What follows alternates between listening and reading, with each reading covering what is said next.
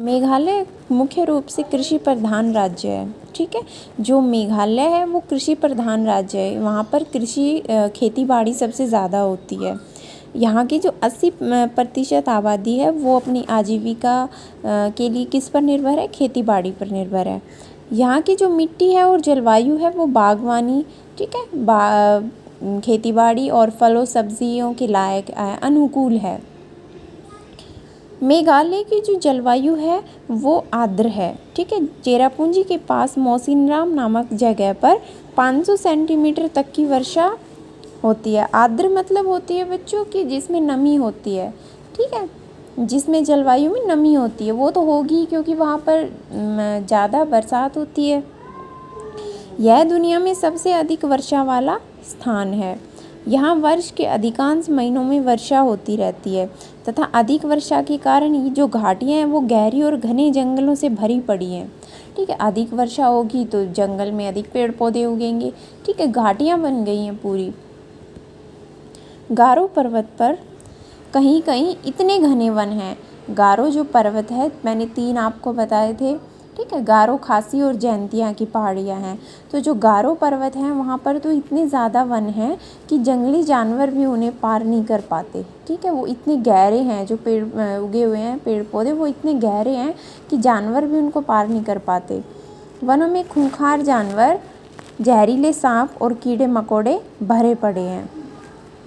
मेघालय में मुख्य रूप से 3 समुदाय खासी, गारो और जैंतिया के लोग रहते हैं। 3 पहाड़ियों का नाम है, वही 3 इनके समुदायों का भी नाम है, खासी, गारो और जैंतिया। इनके अतिरिक्त कुछ बंगाली, असमिया और नेपाली लोग भी यहाँ पर रहते हैं। दूसरे राज्यों से और दूसरे देशों से लोग यहाँ पर आकर भी रहते हैं। जो यहाँ के निवासी मंगोल मूल के हैं। ठीक है, मंगोल के हैं, मंगोल जो जगह है वहाँ के हैं। इनका सिर चपटा क्या होता है? बिल्कुल प्लेन, सपाट, अंदर की तरफ झुका हुआ चपटा। नाक चौड़ी होती है, आंखें गोल व छोटी। ठीक है, चेहरे पर नाम मात्र की मूछें तथा रंग इनका पीलापन लिए हुए होता है। इनकी जो शक्ल होती है वो एक जैसी सी होती है। प्रमुख 3 जातियों के रस्म रिवाज अलग अलग हैं। ये जो 3 जातियां हैं इनके जो भी रस्म और रिवाज हैं वो तीनों के अलग अलग हैं, फिर भी इनकी जीवन शैली एक तरह की होती है। मेघालय में मातृ सत्तात्मक समाज है। देखिए, हमारे घर में घर का मुखिया कौन होता है? अगर हमारे दादाजी बड़े हैं तो वो होते हैं, फिर उनके बाद हमारे पापा घर के मुखिया बनते हैं। लेकिन इनका उल्टा होता है, इनके यहाँ पर जो औरतें होती हैं वो घर की मुखिया बनती हैं। इसका अर्थ है बेटियों के नाम पर वंश चलता है और वे ही संपत्ति की उत्तराधिकारिणी होती हैं। यहाँ प्रचलित एक लोक कथा के अनुसार एक बार खासी और गारो जातियों पर हमला हुआ था। किसी ने इनकी जातियों पर, बहुत पहले की बात है, हमला कर दिया था। तो दुश्मनों से युद्ध करते हुए उसमें अनेक योद्धा मारे गए थे। पुरुषों के मर जाने पर उनकी संपत्ति पर दूसरे अधिकार न कर लें, यही सोचकर दोनों जातियों ने मिलकर युद्ध में न जाने वाली स्त्रियों को घर की व्यवस्था व संपत्ति का उत्तराधिकारी दे दिया। ठीक है, एक बार युद्ध हुआ था तो युद्ध में बहुत सारे इनके लोग मर गए थे। तो युद्ध में मरने के बाद में जो औरतें बची थी, तो ताकि उनकी संपत्ति कोई और ना ले ले बाहर का आकर, तो उन्होंने क्या किया कि उन औरतों को ही घर की उत्तराधिकारिणी बना दिया।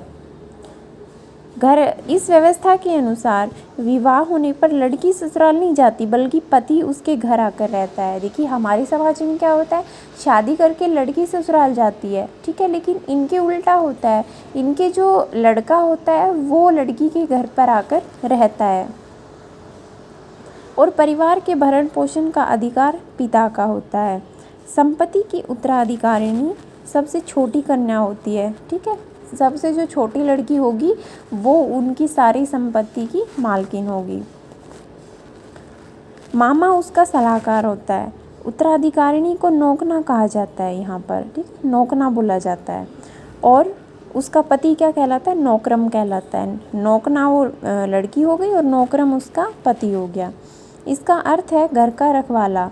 विवाह के पहले कमाया गया धन पुरुष अपनी माँ को दे आता है। जब वो लड़की के घर पे रहने के लिए आता है तो उससे पहले वो जितना भी धन कमाता है वो अपनी माँ को देकर आता है। वह अपनी माता और बहन के मामले में राय दे सकता है, परंतु पत्नी अथवा बच्चों के मामले में नहीं।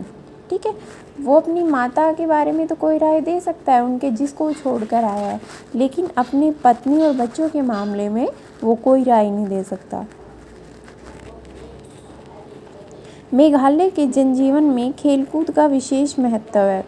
इनके जनजीवन में खेलकूद का क्या होता है, विशेष महत्व होता है। खासी जाति में जो क्या होता है, परंपरागत खेल बैल युद्ध देखने के लिए बैलों को सांडों को आपस में लड़वाया जाता है। और यहाँ खेल तीरंदाजी भी है। एक गांव के तीरंदाज दूसरे गांव वालों को आमंत्रित करते हैं। गांव की स्त्रियां उमंग और उत्साह के साथ अपने अपने पक्ष को खाद्य सामग्री देती हैं। जब वो वहाँ पर जाते हैं तीरंदाजी के लिए तो ये क्या करती हैं, उनको खाने पीने का सामान बनाकर देती हैं। जिनके निशाने ज़्यादा सटीक बैठते हैं वही पक्ष जीतता है। गारो लोगों का एक प्रमुख खेल है बायो गासिया। ये नाम याद रखना, बायो गासिया।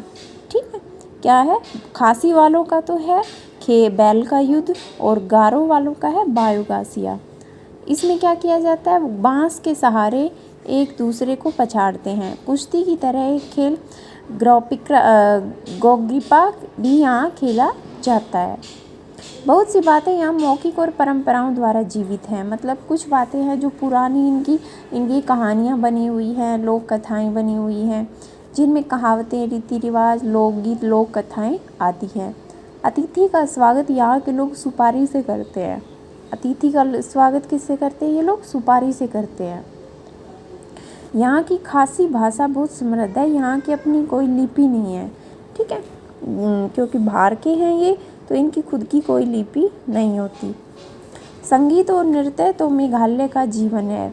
सुख दुख, जीत हार, जन्म मृत्यु, विवाह, उत्सव, त्योहार आदि पर नृत्य गीत आवश्यक है। यहाँ खेती, फसल और त्योहारों के अलग अलग नृत्य होते हैं। मतलब खेती बाड़ी के समय पर अलग नृत्य किया जाएगा, जब फसल हरी भरी हो जाती है, जब वो हरी रहती है, और जब वो कटाई का टाइम आता है तो उनका अलग कुछ गीत और नृत्य होता है। त्योहारों पर अलग गीत और अलग नृत्य होते हैं। नोंगक्रेम नृत्य को खासी संस्कृति को जीवित रखने का श्रेय जाता है। इसे पामलांग नोंगक्रेम के नाम से भी जाना जाता है। खासियों का यह एक प्रमुख त्योहार है। इसे मेघालय का प्रांतीय नृत्य भी कहा जाता है। किसको कहा जाता है प्रांतीय नृत्य? नोंगक्रेम नृत्य को। गारो जाति का प्रमुख त्योहार है वागला फेस्टिवल डांस। देखिए, इनका तो है नोंगक्रेम, ठीक है, इनका क्या है, पामलेंग नोंगक्रेम, ये इनका हो गया। और गारो जाति का है वागला फेस्टिवल डांस। दोनों जातियों का अलग अलग है। इसका अर्थ है चावल के पाउडर को फेंकना। धान की फसल घर आने पर नवंबर दिसंबर में इसे एक सप्ताह तक मनाया जाता है।